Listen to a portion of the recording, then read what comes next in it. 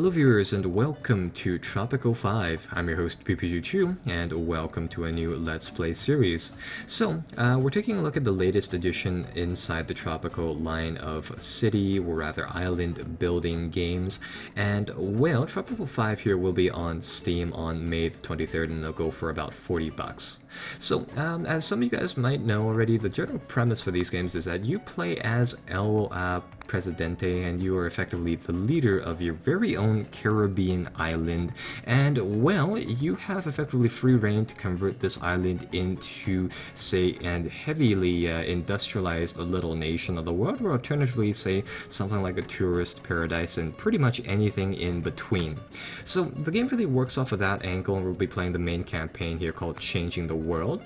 Now, one of the new introductions that they've placed into Tropico 5 here is the, say, ability to make a dynasty of different El Presidentes to, say, manage various different archipelagos of islands. And well, while I'd show you guys the make your own dynasty setting here just very briefly, we're not going to do the customization options just because they take a little too long here.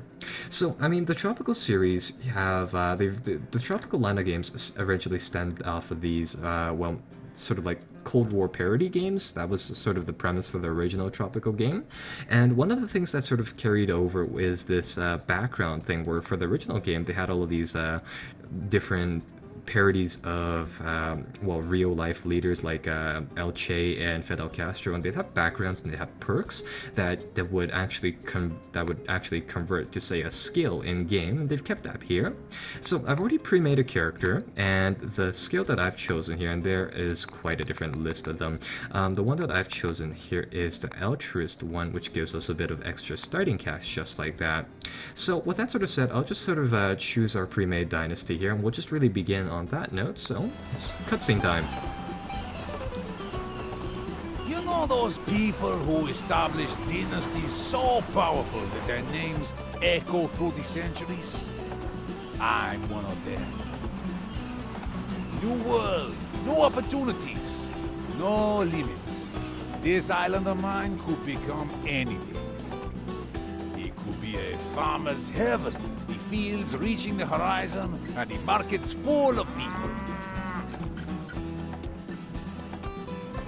Or it could be a production powerhouse, with chimneys reaching the sky, and docks busy with all sorts of exotic goods. Or it could be the paradise on earth, a magnet for travelers from all over the world. A place for fiesta and fun. Sir, we're docking the ship, sir. For now, it's just a dirt-poor piece of land in the middle of the ocean. Let's make it shine. Alright, well, it looks like we are going to be loading up the mission A New Dawn, which has the ultimate goal of winning our independence. So let's check out the difficulty settings for this game. It looks like there's I think I'll keep everything on medium for now. One of the interesting things that they sort of allow you to do is that while you have, like, let's say, one mission goal, it'll actually give you the option of picking out a say an island to play this mission on.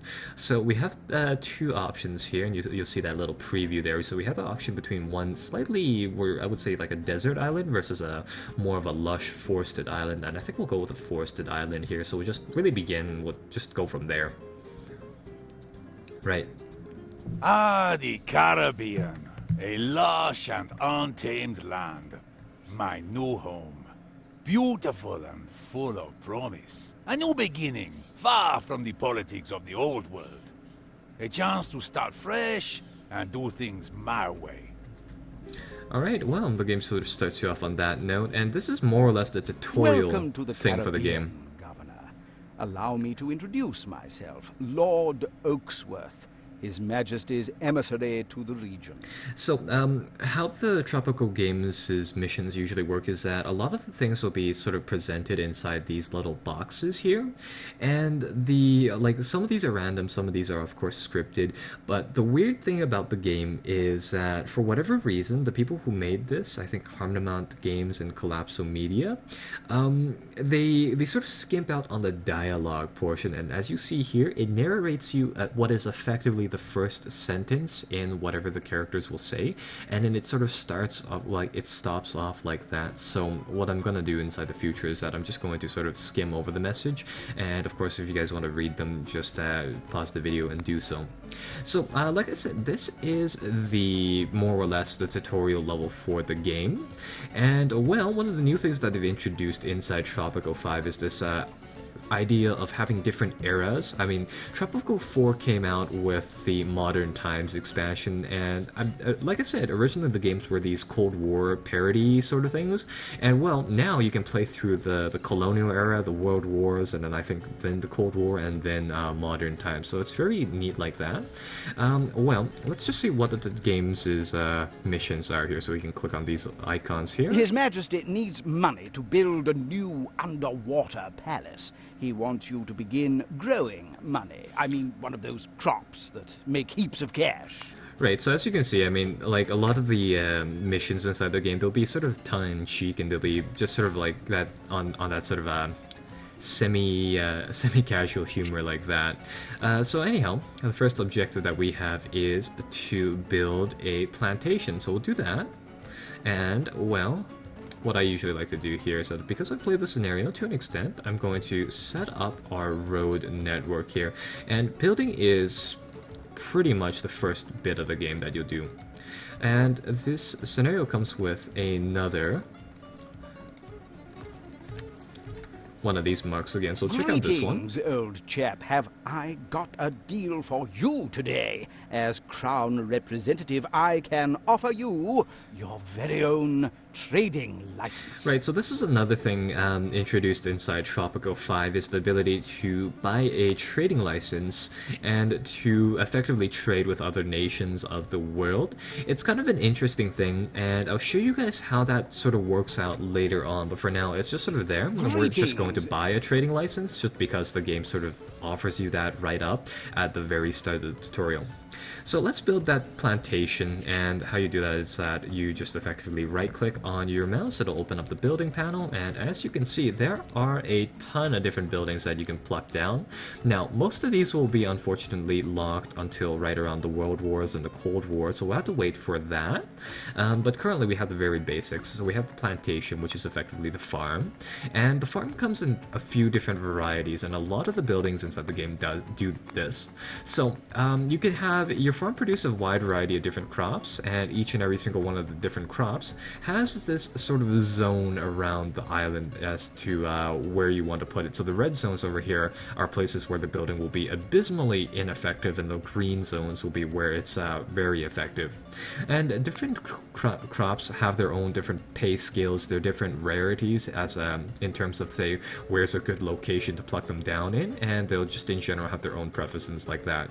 So we have something like corn here, which is something that you can use to feed a whole bunch of your citizens, because your citizens inside this game do indeed use food, and they will starve otherwise. But for now, we're going to build a sugar plantation, which is a relatively cheap and relatively easy to access thing that will generate us some money on the side. So we'll put that down, and we'll just let that build.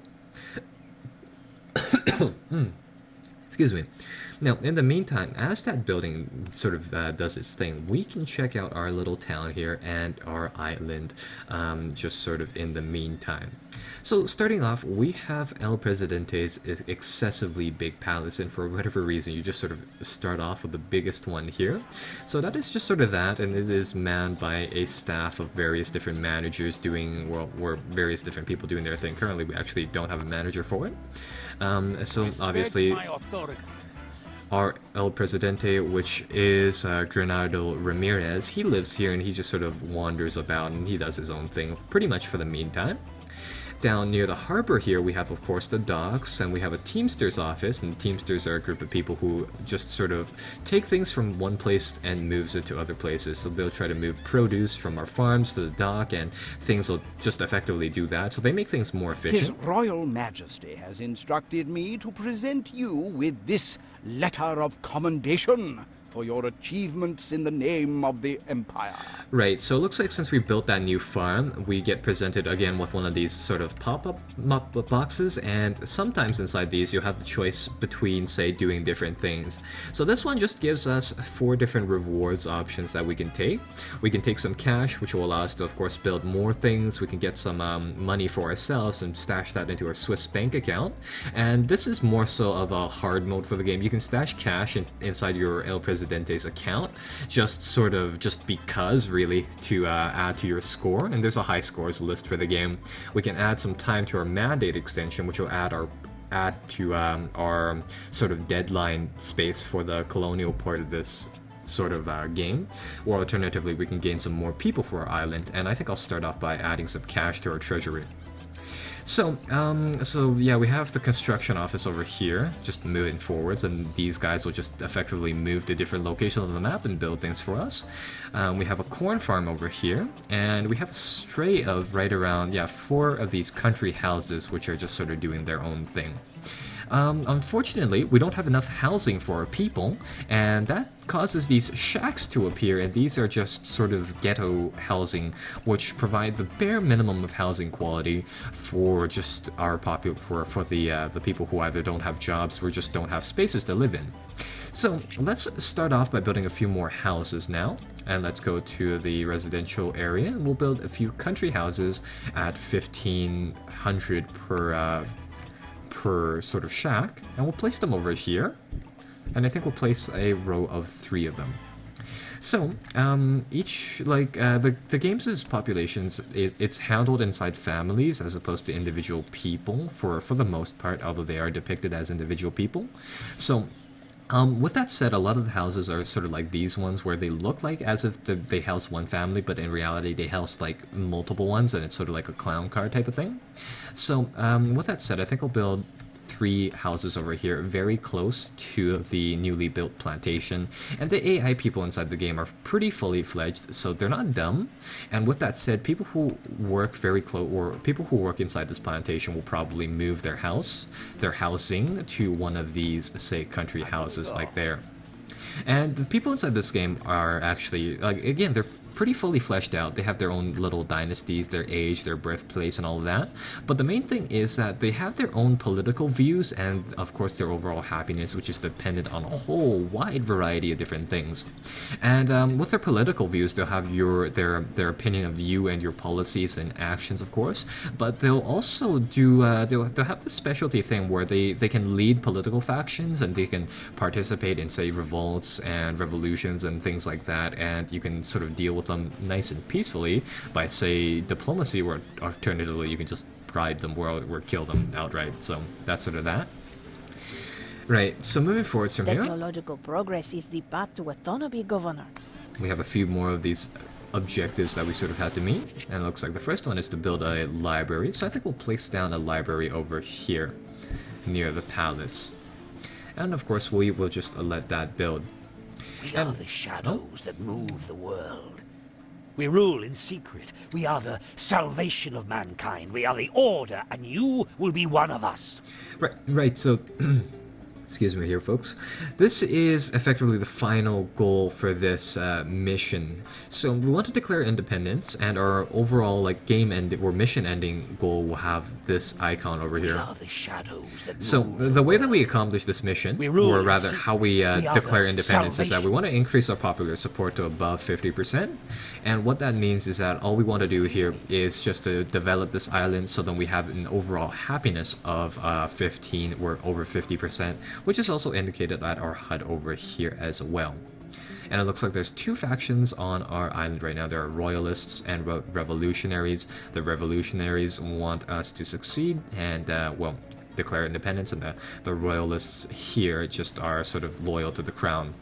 In the colonial era, you'll sort of get like cash and trade offers from the crown. In the Cold War, rather inside the previous games with what is effectively only the Cold War, the United States and the Soviet Union will give you foreign aid, just dependent on your relation with them. So yeah, that's another portion of the game, and it looks like our library here is about to be finished, so we'll wait for that. His Majesty has commissioned the finest architects to design his new underwater home. And he wants us to export sugar to pay for it, so we will just gradually do that. And it looks like the crown sent us about, 5,800 bucks. So that'll be good. Being able to stand on your own is a virtue I personally cherish. Self-sufficiency should be every country's goal. And it looks like that gives us another objective for just effectively amassing a bunch of cash. So, of course, we'll just sort of meet these objectives as we go along here. And there we go. It looks like we built a library. And this is another portion of the game in conjunction with the trade here that they've sort of opened up. So in terms of research, inside the game you can unlock, say, various different buildings to build and some upgrades for existing buildings. And how they've done it now is that you have to unlock them. So you build things like libraries and I assume schools and stuff and such like that. And you gain research points, which then you can sort of queue up research things. And the game will just sort of do them along in time. As time sort of goes down, it'll sort of just produce those things as such. It looks like we solved the housing issue here for the most part. There's still 2 of these shacks, so I think we'll build one more country house. Just over here once again. I suppose this library will need another house to sort of sustain the people there. So we'll build that, and we'll just let those things go. Ruling twists our perception of humanity. To us, people are just a resource that has to be managed. And it looks like we gained yet another objective, this time to build more country houses. So, what we can do here is that I can actually future-proof our island, so I think we'll build another sort of row of country houses over here. And overall, I mean, more people will come onto the island on these boats, so, I mean, it's not, say, that big of an issue if we have some empty houses, because eventually, and usually pretty fastly, those houses get filled up. So we'll build those up right there. And overall, I mean, I just want to finish that objective. The houses are ready. Unfortunately, the islands of Puerto Coco and Isla Rojo have kidnapped the managers intended for you. Right, so it looks like that rewards us with some more mandate time, which will be useful inside the future. And of course, currently we are still exporting more and more sugar. So, going from here, my general strategy for the game... colony is a kind of competition. One you are losing, old chap. Yeah, no, we're not going to pay any extra tax. So, my general strategy for the early portion of the game here is that we want to effectively use as much of that crown cash for that foreign aid as best as we can to build ourselves up so that we can be self-sustaining. And then afterwards, we want to just really move forwards from there by building, say, some of the higher production things. Our land is untamed and wild, but it is our home. We must do everything in our power to defend it. And it looks like over time, we are just racking up, say, some of these objectives, which will give us some other things here and there. To present you with this letter of commendation for your achievements in the name of the Empire. Right, so it looks like we gain another royal commendation for exporting all that sugar, so we'll convert that into cash. And, well, going from here, let's take a look at some of the other things that we want to build, we will want to build here. I think we'll start off by building, say, a guard tower here near the coast, and I think we'll just build 2 just because for the objective over there. And now, moving forwards from here, what I want to do is that I want to start to meet some of the, say, quality of life objectives for our people. So currently, of course, all of these people, they have their job, they have their house, which affects, say, how well their standard of living is. But we have to meet some of the other ones here, such as food, healthcare, entertainment, crime, safety, religion, and liberty. So I think the easiest ones to start here... The revolutionary movement is growing stronger. Oh, there we go. So it looks like those guard towers are finished. So we have a choice of 3 different rewards again. And I think we'll just import a few revolutionaries here. So, as I was saying, each and every single one of those guys here have their different, say, quality of life things that we had to meet. Food is probably the easiest one to start off with next to entertainment, so I think we'll go for those right away. So here's what we'll do here. First and foremost, I'll queue up a few more research things. So I think we'll go with lumber mill, productivity skills, and research military fort. What we want to do is that we want to increase the amount of food that our population has available to them, and we can say import something using trade, but that is slightly, say, inefficient. Now, the thing that I want to do right now is that I want to take a look at some of these trade offers to determine what I want to do for our trade in the coming years. So that is sort of that.